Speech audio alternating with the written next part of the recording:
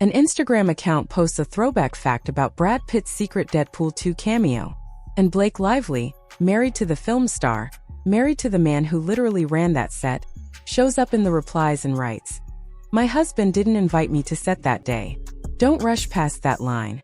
That's a wife publicly announcing, years after the fact, that she noticed she was kept away from a specific man on a specific day, and she wanted everyone else to notice it too.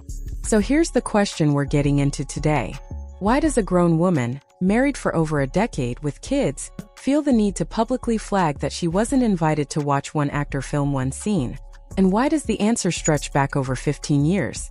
Welcome back to Amelia Brown.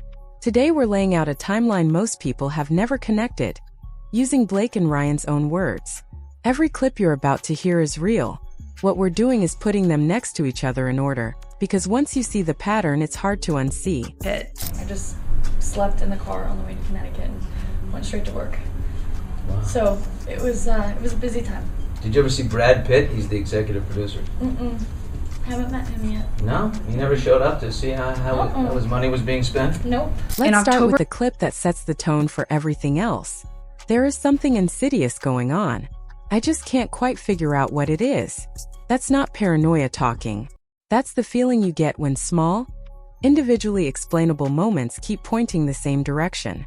Individually, every single thing Blake Lively has ever said about Brad Pitt could be explained away as a joke, a coincidence.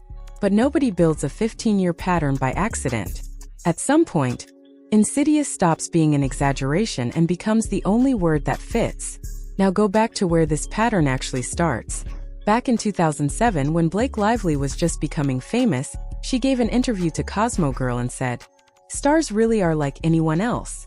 At the end of the day, Brad Pitt poops as handsome as he may be, and so does Angelina Jolie."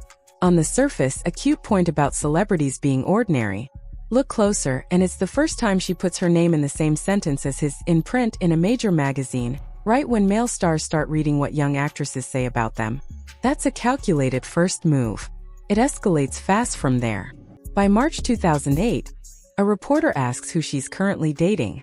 She has an actual boyfriend, Penn Badgley.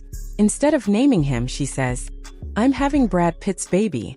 At that exact moment, Brad Pitt is living with Angelina Jolie, pregnant with their child. That's Blake making sure Brad Pitt knows exactly what she wants him to know, using the biggest megaphone available. She goes further, building the image she thinks he needs to see. In a Cosmopolitan interview, she insists she's only kissed 3 people outside of acting roles, then adds, almost too on the nose, "I hope Brad Pitt doesn't hear this. He's never going to want to marry me." When a young actress throws that much specific energy into the universe repeatedly, in print the universe usually answers back. And in Hollywood, everyone at the top hears everything. The thing is, there is something insidious going on. I just can't quite figure out what it is and why we need to bring this to the public opinion. Before Brad Pitt, there was already a version of this happening with Leonardo DiCaprio. Blake gets spotted with newly single Leo, having dinner, then later spotted with him again on a more intimate vacation in Italy.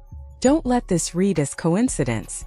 Blake Lively's public romantic interest has a track record of aiming itself at the biggest, most unavailable feeling names in Hollywood, at the exact moments those names become newly available. That's not a young actress falling for whoever's around. That's a specific type, chosen with specific timing. It's a dinner, then a follow-up sighting months later, then an actual vacation together. Each step more deliberate than the last. Not a rumor spiraling out of control, but something being allowed to escalate. Blake Lively was seen hanging out with newly single Leonardo DiCaprio again. Last year they were seen eating dinner, and now the two are spotted in Italy on a bit more of an intimate vacation. Now bring in the detail almost nobody connects to this. Ryan Reynolds was married to Scarlett Johansson while filming Green Lantern. His co-star was Blake Lively. Right after the movie wrapped, Ryan and Scarlett got divorced.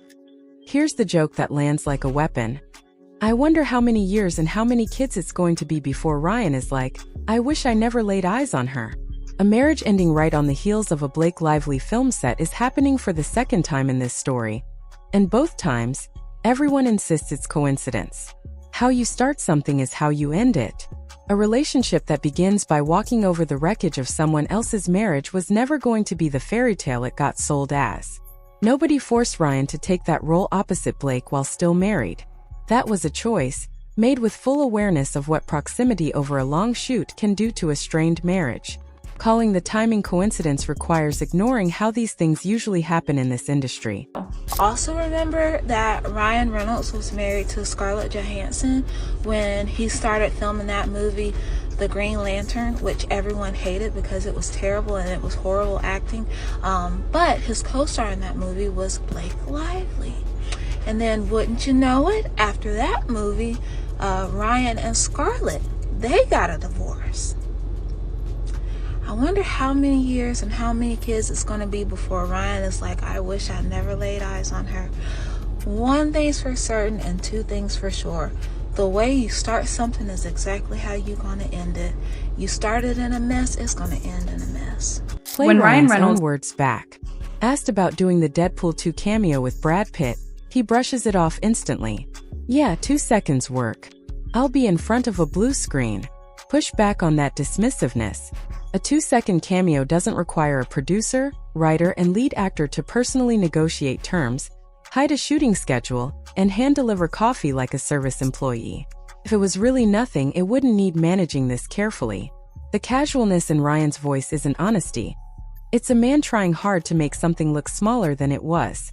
And he just said, yeah, 2 seconds work, I'll be in front of a blue screen. Yeah, sure. Yeah. He and Ryan called and why not? Play this one back too, word for word. Asked what it was like shooting the cameo, Brad Pitt laughs and says, pretty much the easiest thing I've ever done. Sit with how strange that answer actually is. The easiest thing one of the biggest movie stars alive has ever done, in a decades-long career, was a 1-second unpaid cameo on someone else's superhero movie. That's a man telling you, in his own words, exactly how effortlessly he walked into a space that was supposedly guarded. If it was that easy to get in, ask yourself what was actually being protected. The terms of that cameo deserve a closer look. Brad Pitt didn't ask for his usual multi-million-dollar fee. He accepted the lowest pay the Screen Actors Guild allows, $986, for a role lasting less than a second with no lines. But he attached one condition.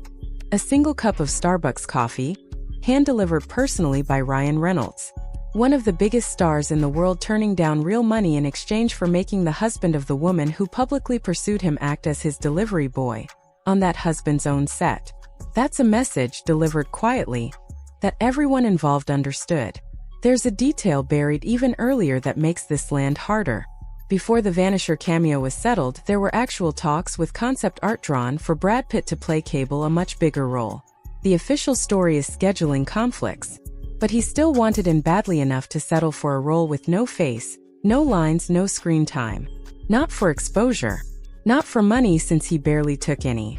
The only thing left is what he couldn't have gotten any other way. A foothold inside Ryan Reynolds' most important project. I don't put anything past A-list celebrities. I've worked with a lot of them.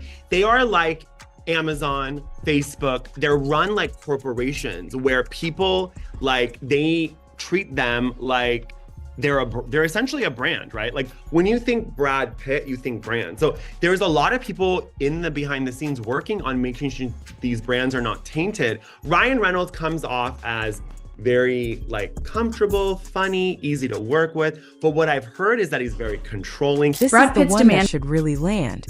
An insider describing how Hollywood A-listers operate as brands says it plainly. Ryan Reynolds comes off as very comfortable, funny, easy to work with. But what I've heard is that he's very controlling. Don't soften that. That's someone who's worked around this industry describing a gap between the public Ryan Reynolds, funny and easy to work with, and the private one people around him actually experience. The hidden schedule, the secret negotiations, the personally delivered coffee, all make more sense once controlling, is the word people who actually know him reach for. Think about what it takes for that word to make it into a public interview at all. People in this industry protect each other's images as a rule, not an exception. For controlling to slip out anyway means it's a reputation whispered about long before it ever got said on camera. Here's how the secret held for as long as it did. Ryan actively hid the schedule, set security alerted, the day's plan kept from her entirely. Blake was kept miles away from the man she'd spent over a decade publicly dreaming about. On the one day he stood on her. Maybe the wind can't blow it. Let's see. Now Brad play Pitt. Ryan and Blake's own version of how they got together. We were such good friends for so long. When we were both single, we were still trying to find each other. Oh, who would be good for you? It didn't click for a good year and a half. That's not a swept off her feet romance. That's two people who spent a year and a half actively trying to set each other up with other people before settling for each other. Said out loud, that's two people who took a long time to admit they were each other's backup plan. That timeline matters here specifically. A year and a half of deliberately not seeing what was in front of them lines up almost exactly with the period this story has been tracing. A stretch where Blake's attention was publicly aimed elsewhere, and Ryan's marriage was already unraveling. Two people circling each other that long rarely take that long by accident. Usually it's because both were busy pretending to want something else first. We were such good friends for so long, and we got to know, when we both got to know each other, we got to know each other as friends. So when we were both single, we were still trying to find each other's, oh, who would be good for you? You know, we'd sit around being like, oh, do you know anyone? And it didn't click for, a good year and a half of like, oh, hey, wait, hold on. We could date. Close Ryan the loop Reynolds with their own account of a double date, right after Green Lantern while they were both single, each with other people. It was the most awkward date. Fireworks were happening behind closed doors. Don't let fireworks pass as a cute detail. That's Ryan and Blake admitting, in their own words, that whatever was building between them was already strong enough to make an entire double date unbearable for the actual couples involved. That's not innocent chemistry, that's the exact kind of quiet building pull this whole story has been tracing from the beginning, just aimed at each other instead of Brad Pitt for once. Notice who's telling this story. Ryan and Blake themselves, laughing about it years later like an adorable anecdote. Strip the laughter away and the facts are simple. Two people, each paired off with someone else that night, unable to focus on their own dates. Those other people were never mentioned again in either retelling, because in this story, whoever stood between Blake and the person she wanted eventually became irrelevant. One last detail ties it together. Think again about that coffee. An actor gets paid millions for their time. That's the professional transaction. Brad Pitt refused it entirely. He wanted coffee instead, delivered personally by the husband of the woman who had spent years publicly wanting him. By forcing Ryan to bring it, Brad wasn't asking a favor. He was quietly establishing exactly who was standing where, in front of the one person who could never say anything about it out hide loud. the real truth. It was funny because for about a year after Green Lantern had come and gone, all that stuff, and we were both single, we went on a double date she was on a date with another guy and I was on a date with another girl, and that was the most awkward date for their respective part because we were just like fireworks coming across the... Bring it all back to the comment that started this. My husband didn't invite me to set that day wasn't a throwaway line. It was the release valve on 15 years of pattern. DiCaprio, Brad Pitt, a convenient divorce, a controlling husband, a friendship that took a year and a half to admit what it was. So tell us what you think. Does Blake Lively's obsession theory still sound like a stretch, or the only explanation that fits everything we just heard? Drop your take in the comments. If this connected dots you hadn't put together before, hit that like button and subscribe for the next deep dive into this story.